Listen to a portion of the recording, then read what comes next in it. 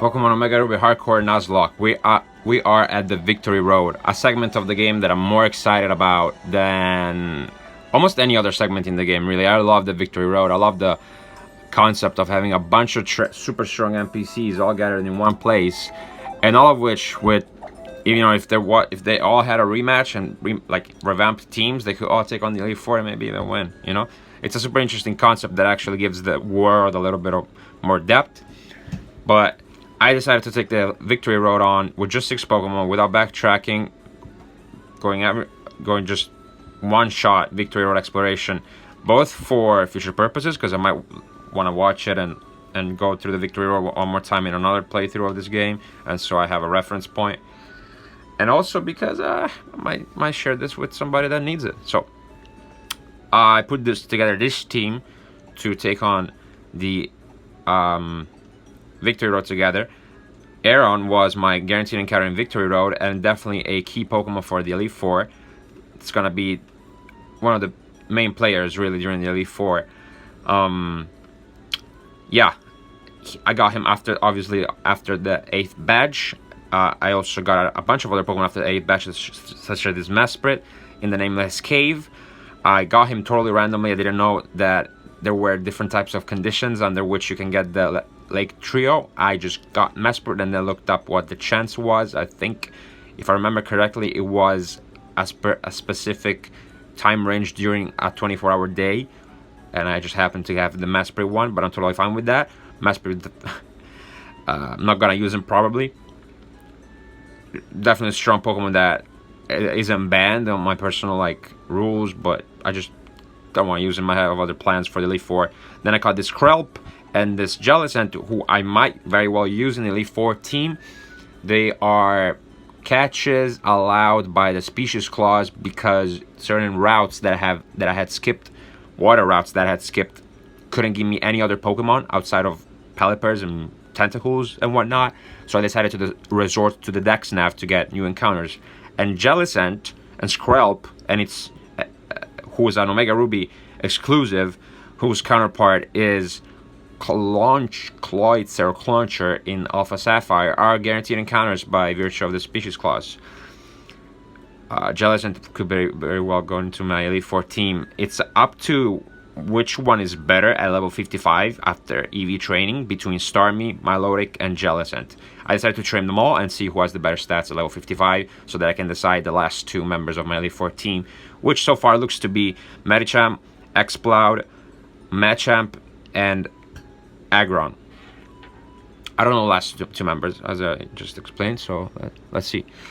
Other than that, I caught this little Larvesta, who I cannot use in the Elite Four team because he evolves beyond the level cap, so it's not gonna play this time. It's gonna sit on the bench, but definitely a rematch team member for sure. Caught this Onyx at another Mirage spot. Really the worst encounter I could have gotten. Excadrill was the best one, but I decided to try anyway. Couldn't really manipulate too much, so I just got this terrible Pokemon deck. But I might have a strategy for a Mega Steelix, maybe. Let's see. Then I got this Drifblim in the sky, and yeah. Other than that, I just EV trained a lot of these guys. Not Gyarados. No, not Gyarados. Machamp and Aeron and Altaria and Starmie, and these 3 guys, they're all EV trained because they all are gonna serve up a purpose later on. I'm gonna do an E4 strategizing recording later, but for now let's just focus on the Victory Road. I don't think the only other thing I want to mention briefly is that this little thing, I changed his name to Redemption because it really was one of the main players in the whole run, always sweet scenting to get those horde encounters and those EV trainings going. Super key Pokemon that I actually totally changed my mind about. That's why I call it Redemption. So back to the Victory Road. I already got my encounter, right? So there's nothing to talk about there. Wow, okay, look at that. This game keeps impressing me with its revamped visuals. This is such a gigantic step up from the GBA graphics. And instances like this cement ORAS as the best redesigned, the most optimally redesigned remake for sure. So yeah, very happy that I've been playing this game so far. But all right, let's talk about the victory road. There's a bunch of very strong trainers I had. There's Wally at the end of the cave, so gotta be prepared, right? Because this could be one of those segments where you could lose Pokemons if you're not careful, right? So what do I do, right? Since I decided to just do this with 6 Pokemon, one of which is useless. I'm bringing Arrow with me to train it so that I don't have to train it nearly as much later, to give it some experience advantage right now that I'm fighting all these strong trainers. And the other 5 I had to fit in Surf, Waterfall, Strength, Rock Smash, and Flash on to explore the cave. Surf, Strength, and Rock Smash are required to explore the cave. Waterfall and Flash, they make your life easier, and Waterfall allows you to get a very important item.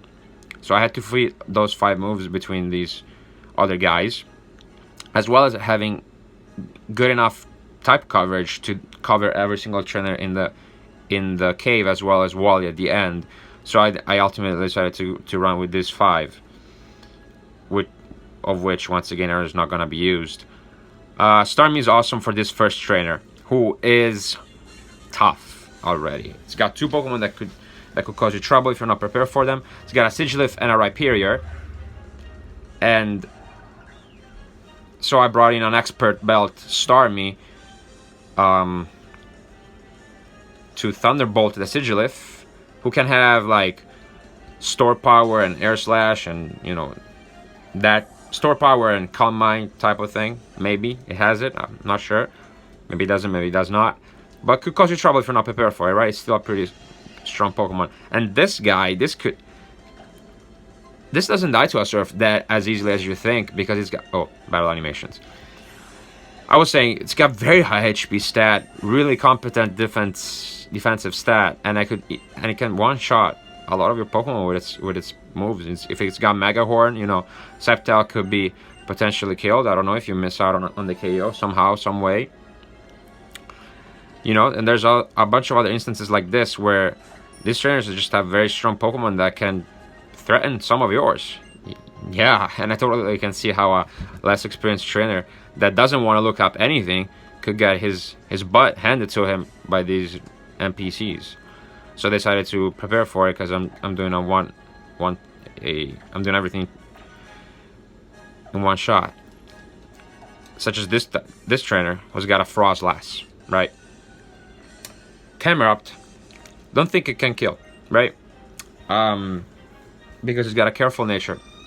Nonetheless, it might, right? I gave it the Flame Plate, so that it's got a powered up Lava Plume. But yeah, look at that. It's got Confuse Ray. It's got Confuse Ray, and it's got Shadow Ball, which can create. God damn it! Ha! Okay, it's got, as you can see, it's got a powerful Shadow Ball, right? That can two-shot you with a crit, right?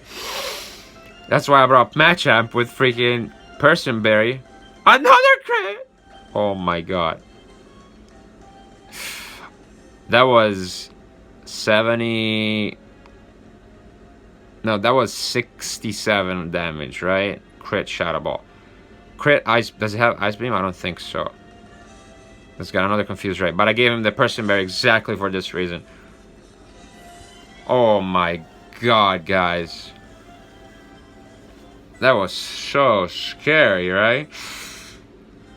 Whew. This is where having an evolved Aggron would have been extremely nice, instead of trying to do this with an Aeron. Obviously, stock up on potions and stuff like that. If you're doing a hardcore Nuzlocke, and if you're crazy like me, you want to do everything one shot, you gotta stock up on healing items for sure.